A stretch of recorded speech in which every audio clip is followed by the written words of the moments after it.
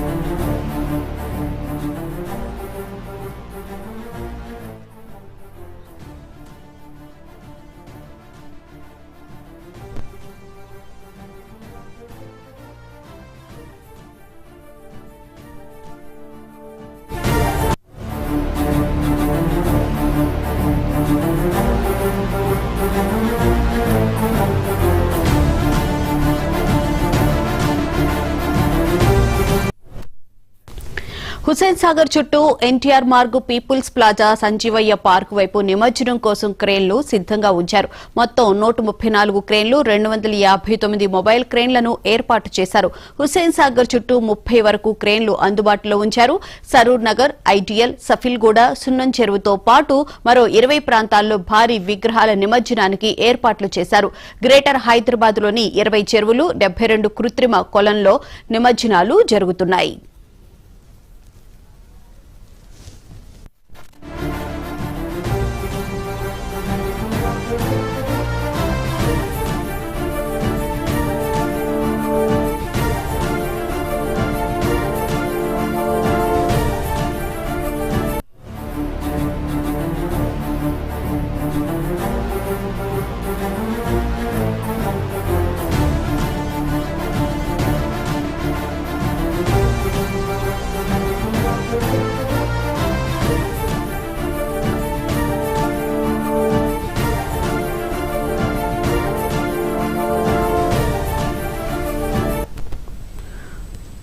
మరోవైపు నిమజ్జనం సందర్భంగా భద్రత కోసం 30,000 మంది పోలీసులతో బందోబస్తు ఏర్పాటు చేశారు.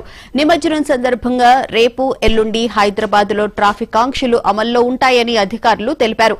అలాగే నిమజ్జన ప్రాంతాల్లో మెడికల్ క్యాంపులు, మొబైల్ టాయిలెట్లను అందుబాటులోకి తెచ్చారు.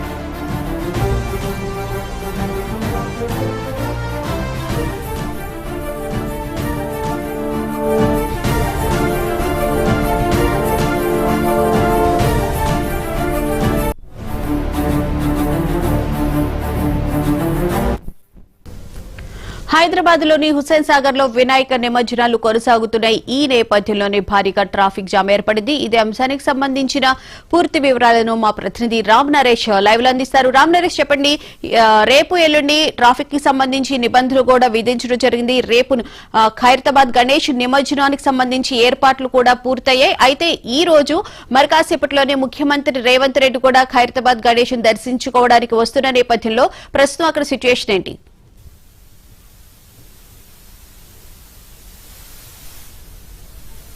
హైదరాబాద్ నగరం సర్వం సిద్ధమైందని చెప్పుకోవచ్చు. దీనికి సంబంధించేసి ఇప్పటికే జిహెచ్ఎంసీ కానీ ఇటు పోలీసులు కానీ అన్ని ఏర్పాట్లు చేయడం జరిగింది. ఇప్పటికే హుస్సేన్ సాగర్కు పెద్ద ఎత్తున విగ్రహాలు నిమజ్జనం చేయడానికి తరలి వస్తున్న పరిస్థితి ఉందని చెప్పుకో. కొద్దిసేపటి క్రితం హైదరాబాద్ ఇన్ఛార్జి మంత్రిగా ఉన్న పొన్నం ప్రభాకర్, అదేవిధంగా జిహెచ్ఎంసీ మేయర్, కమిషనర్, అదేవిధంగా మిగతా అధికారులంతా కూడా ఇక్కడికి వచ్చేసి నిమజ్జన ఏర్పాట్లను అయితే పరిశీలించి వెళ్లడం జరిగింది. దీనికి సంబంధించి అంటే నిమజ్జనం సందర్భంగా ఎలాంటి ఆటంకాలు జరగకుండా బకడ్బందీ ఏర్పాట్లు చేశామని చెప్పేసి పొన్నం ప్రభాకర్ చెప్పడం జరిగింది. ప్రధానంగా మనం చూసుకోవచ్చు, ఇప్పుడు ట్యాంక్ బండ్పై ఉన్న పరిసరాల్లో పెద్ద ఎత్తున విగ్రహాలు అయితే తరలి వస్తున్నాయి. ఆ విగ్రహాలన్నింటినీ కూడా నిమజ్జనం చేసేందుకైతే ఏర్పాట్లు చేయడం జరిగింది. ఒక్కొక్క విగ్రహానికి సంబంధించి క్రేన్ల ద్వారా వాటిని పైకి లేపేసి హుస్సేన్ సాగర్ లో నిమజ్జనం చేసిన పరిస్థితి అని చెప్పుకోవచ్చు. నిన్నటి నుంచి కూడా పెద్ద ఎత్తున విగ్రహాలు నిమజ్జనం చేసేందుకు తరలి వస్తుండటంతో ఇటు హుస్సేన్ సాగర్ పరిసర ప్రాంతాల్లో పూర్తిగా ట్రాఫిక్ సమస్యలు అయితే తలెత్తుతున్న పరిస్థితి ఉందని చెప్పుకోవచ్చు. ట్రాఫిక్ సమస్యల నియంత్రణ కోసం అని చెప్పేసి, అదేవిధంగా నిమజ్జనం కోసం అని చెప్పేసి దాదాపు 30,000 మంది పోలీస్ సిబ్బందిని అయితే కేటాయించడం జరిగింది. మరోవైపు 160 యాక్షన్ టీములు కూడా రంగంలోకి దింపడం జరిగింది. హుస్సేన్ సాగర్తో పాటు 20 ప్రధాన చెరువుల్లో నిమజ్జనానికి సంబంధించిన ఏర్పాట్లు చేయడం జరిగింది. అదేవిధంగా 72 కృత్రిమ కొలనులు ఏర్పాటు చేయడం జరిగింది. అంటే 8 ఫీట్ల లోపు ఉన్న విగ్రహాలు ఏవైనా కూడా వాటిని కృత్రిమ కొలనులో నిమజ్జనం చేసేందుకు ఏర్పాట్లు చేయడం జరిగింది. మరోవైపు దీనికి సంబంధించి అంటే జిహెచ్ఎంసీ, అదేవిధంగా పోలీసులు, రెవెన్యూ యంత్రాంగం అంతా కూడా నిమజ్జనానికి ఎలాంటి ఆటంకం లేకుండా 13 కంట్రోల్ రూమ్లను ఏర్పాటు చేసి సమన్వయ లోపం లేకుండా చూస్తున్న పరిస్థితి ఉంది. మరోవైపు హుస్సేన్ సాగర్ లో నిమజ్జనం చేసిన తర్వాత వ్యర్థాలను తొలగించేందుకు కూడా జిహెచ్ఎంసీ ప్రత్యేక ఏర్పాట్లు చేయడం జరిగింది. నిమజ్జనం కార్యక్రమం కొనసాగుతుండగానే విగ్రహాలు నిమజ్జనం చేసిన వాటిని తొలగించేందుకు కూడా ప్రత్యేకంగా ఏర్పాటు చేయడం జరిగింది. అదేవిధంగా హుస్సేన్ సాగర్ లో 9 బోట్లను ఏర్పాటు చేయడం జరిగింది. 200 మంది గజ ఈతగాళ్లను కూడా ఏర్పాటు చేసి ఎక్కడా కూడా అవాంఛనీయ సంఘటనలు జరగకుండా బకడ్బందీ ఏర్పాటు చేశామని చెప్పడం జరిగింది. అయితే ఇప్పుడు నిమజ్జనానికి సంబంధించి ఈ రోజు రేపు చాలా కీలకంగా ఉంటుంది. ఇప్పటికే దాదాపు మొత్తం తెలంగాణ వ్యాప్తంగా కానీ ఇటు జిహెచ్ఎంసీకి సంబంధించి ప్రధానంగా 170,000 విగ్రహాలు నిమజ్జనం చేయడం జరిగింది.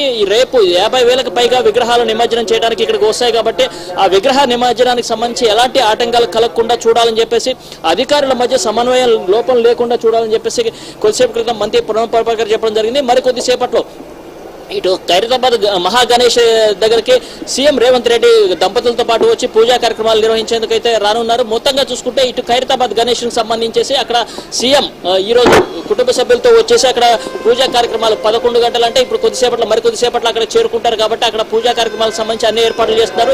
రేపు ఖైరతాబాద్ మహాగణేశుడికి సంబంధించి నిమజ్జన కార్యక్రమానికి కూడా భారీగా శోభాయాత్రకు సంబంధించిన ఏర్పాట్లు కూడా చేస్తున్నారు. ఇప్పటికే అక్కడ ఏదైతే దర్శనాలు పూర్తిగా నిన్న అర్ధరాత్రి నుంచి నిలిపివేయడంతో భక్తులు చాలా మంది ఇంకా స్వామి గణేశుని ఖైరతాబాద్ గణేశుని దర్శించుకునేందుకు వస్తున్న పరిస్థితి ఉందని చెప్పుకోవచ్చు.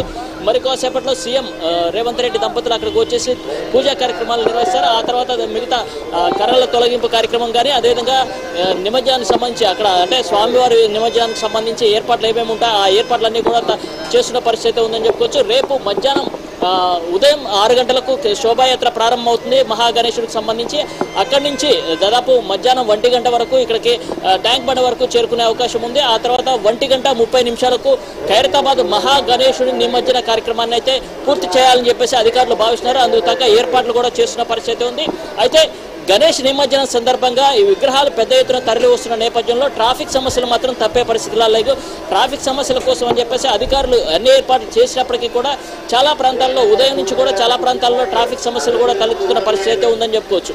మరోవైపు నిమజ్జనానికి సంబంధించి ఇప్పటికే పారిశుధ్య కార్యక్రమాలకు సంబంధించి జిహెచ్ఎంసీ 14,486 మంది సిబ్బందిని కేటాయించి ఎక్కడ కూడా పారిశుద్ధ లోపం లేకుండా కూడా ఏర్పాట్లు చేసిన పరిస్థితి. ఏదైతే వ్యర్థాలు ఉంటాయో వాటిని ఎప్పటికప్పుడు తొలగిస్తున్న పరిస్థితి కూడా ఉందని చెప్పుకోవచ్చు.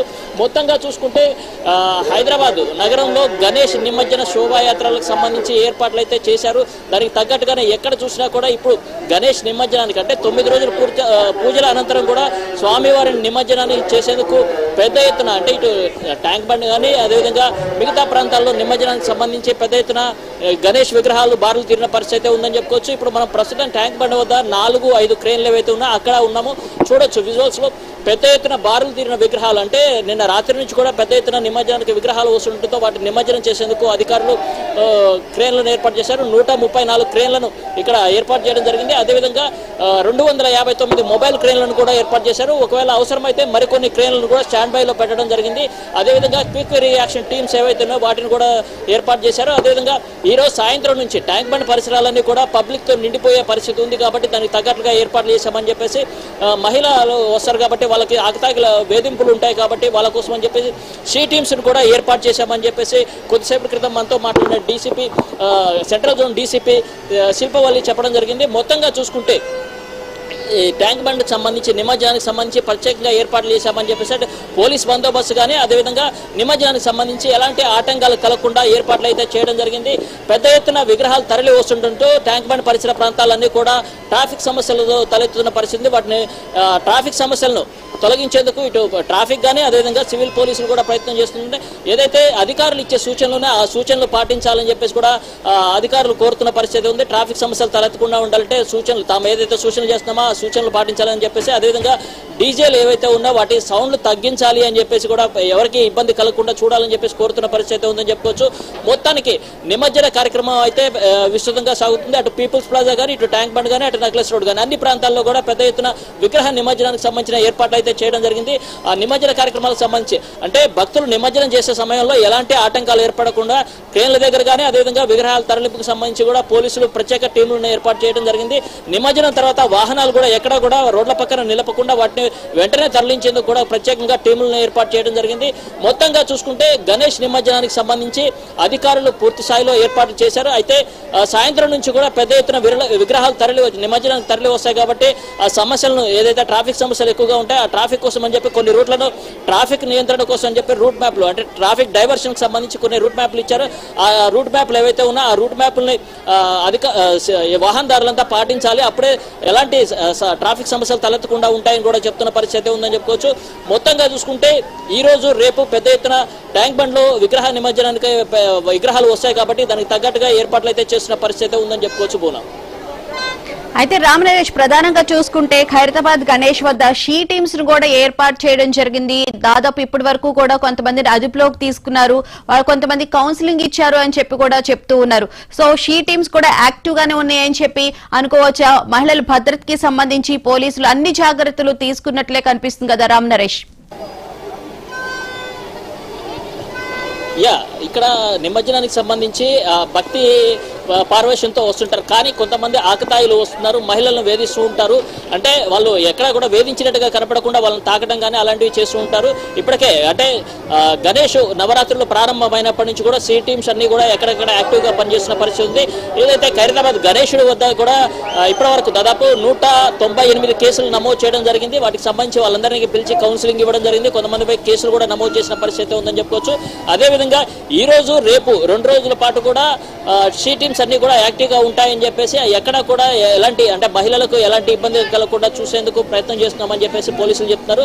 అదేవిధంగా ఎక్కడెక్కడ దాదాపు 13 కంట్రోల్ రూమ్లను ఏర్పాటు చేశాము. ప్రతి అంశాన్ని క్షుణ్ణంగా అంటే సీసీటీవీలు విస్తృతంగా ఏర్పాటు చేశాం కాబట్టి ప్రతి అంశాన్ని క్షుణ్ణంగా టీమ్స్ ఏదైతే కంట్రోల్ రూమ్ టీమ్స్ ఉన్నాయో వాటన్నిటిని పరిశీలిస్తున్నారు. ఎక్కడైనా మహిళలను ఇబ్బంది కలిగిస్తే వారిపై ఎంబటే యాక్షన్ తీసుకోవడం, వాళ్ళని అదుపులో తీసుకొని వాళ్ళకి కౌన్సిలింగ్ ఇవ్వడం కానీ అదేవిధంగా ఎక్కువగా మితిమీరి వాళ్ళు వేషాలు ఇస్తే మాత్రం వారిపై కేసులు కూడా నమోదు చేస్తున్నామని చెప్పేసి పోలీసులు చెప్తున్న పరిస్థితి ఉందని చెప్పుకోవచ్చు. మరోవైపు చైన్ స్నాచర్స్ కానీ అదేవిధంగా రౌడీ షీటర్స్ అంటే వాళ్ళపై కూడా ప్రత్యేకంగా నిఘా పెట్టామని చెప్పేసి చెప్పడం జరిగింది. ఎలాంటి అంటే గణేష్ నవరాత్రి ఉత్సవాలు అయిపోయాయి, నిమజ్జన కార్యక్రమం జరుగుతుంది కాబట్టి ఇక్కడ నిమజ్జన కార్యక్రమానికి సంబంధించి ఎక్కడ ఎలాంటి ఆటంకం జరగకుండా చూసుకోవాల్సిన బాధ్యత ఇక్కడ అంటే హైదరాబాద్ గణేష్ నిమజ్జనానికి సంబంధించి ఒక ప్రత్యేకత ఉంటుంది కాబట్టి ఆ ప్రత్యేకత ఎక్కడ ఆటంకం కలగకుండా శాంతి భద్రతలకు ఆటంకం కలగకుండా అన్ని ఏర్పాట్లు చేశామని చెప్పేసి పోలీసులు చెప్తున్నారు. అదేవిధంగా ఇటు రాష్ట్ర ప్రభుత్వం కూడా దీనికి సంబంధించి ఎక్కడ కూడా భక్తులు కానీ అదేవిధంగా నిమజ్జనానికి వచ్చే వాళ్ళు కూడా ఎక్కడ కూడా ఇబ్బందులు కలగకుండా చూడాలి. శాంతి భద్రతలు అంటే ఇక్కడ హైదరాబాద్కు సంబంధించి నిమజ్జన కార్యక్రమాన్ని చాలా ప్రశాంతంగా జరుగుతుంది ప్రతి ఏటా. ఈసారి కూడా అదేవిధంగా కొనసాగాలి అని చెప్పేసి కూడా కోరడం జరిగింది. దీంతో ఇప్పుడు నిమజ్జన కార్యక్రమానికి సంబంధించి పెద్ద ఎత్తున ఏర్పాట్లు చేశారు అధికారులు. ఇటు పోలీసులు కూడా బందోబస్తు ఏర్పాటు చేశారు. ఎక్కడ ఎలాంటి అవాంఛనీయ సంఘటనలు జరగకుండా దాదాపు 30,000 మంది పైగా పోలీసులను మోహరించేసి ప్రతి చోట కూడా ఎక్కడ కూడా అంటే ప్రతి చిన్న అంశాన్ని కూడా సీసీ కెమెరాలు అంటే కంట్రోల్ రూమ్లకి అనుసంధానం చేశారు. కాబట్టి అక్కడ నుంచి ప్రతిదీ మానిటరింగ్ చేసుకుంటూ ఎక్కడైనా చిన్న సమస్య ఉంటే అక్కడ ఉన్న యాక్షన్ టీమ్స్ ని ఇమీడియట్ గా రంగంలో దింపేసి ఆ సమస్యను పరిష్కరించే విధంగా ముందుకైతే వెళ్తున్న పరిస్థితి అయితే ఉంది.